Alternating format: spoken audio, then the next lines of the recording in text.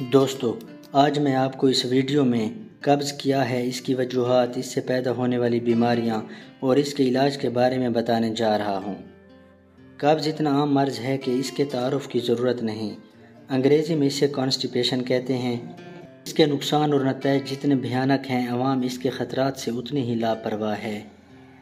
پاخانہ کا روزانہ جسم سے خارج نہ ہونا، بلکہ دوسرے یا چوتھے دن آنا، یا کم مقدار میں مینگنیوں کی شکل میں آنا یا سخت حالت میں آنا قبض کہلاتا ہے۔ ہم دن بھر جو کچھ کھاتے ہیں وہ منہ میں لعاب دہن کے ساتھ مل کر معدے اور چھوٹی آنت میں پہنچتا ہے۔ جہاں خوراک پکنا شروع ہوتی ہے، اس کے صاف اور رقیق اجزاء ہمارے جسم میں جذب ہو جاتے ہیں، اور باقی حصہ جو پھوک کی طرح ہوتا ہے، آنتوں کی حرکت اور صفرا کی وجہ سے بڑی آنت میں سے ہوتا ہوا امعاء مستقیم میں جمع ہو جاتا ہے۔ پھر اس کے بعد ایک مناسب وقفہ کے بعد ناقابل برداشت ہو کر نیچے حرکت کرتا ہے۔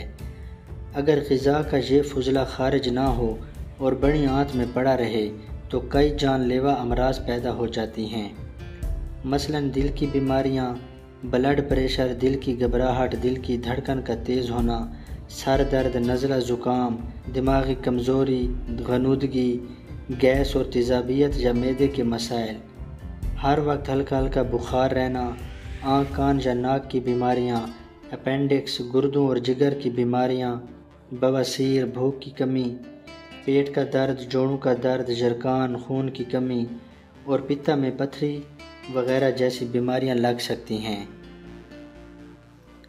پہلی وجہ ناقص غذا کا استعمال کرنا ہے۔ نان، چنے، جو، باجرے یا میدے کی روٹی، چربی والی اور دیر سے ہضم ہونے والی غذائیں، یا وہ غذائیں جو خشک ہوں یا جن میں رطوبت کم ہو، تب بھی قبض کا سبب بنتی ہیں۔ ہماری آنتوں کے اندر ایک قسم کی قدرتی حرکت ہوتی ہے۔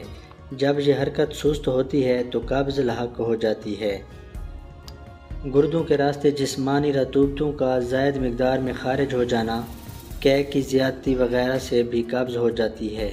اس کے علاوہ بواسیر، آنتوں کی سوزش اور موٹاپا بھی قبض کا باعث بنتا ہے۔ قبض کے مریض کو پانی کا کثرت سے استعمال کرنا چاہیے، اس سے قبض ختم ہوتی ہے۔ قبض کو دور کرنے کے لیے ورزش اور سیر بھی بہت ضروری ہے۔